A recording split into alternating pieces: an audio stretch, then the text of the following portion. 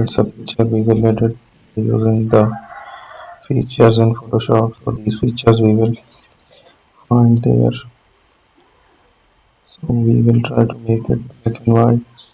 Actually, it's an AI generated art. So we are going to edit it manually in Photoshop. Add some magnetism, add a tint as well. Let's leave it. Make further design. Use a curve there.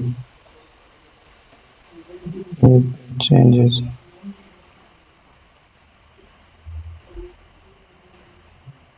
Use a pen there.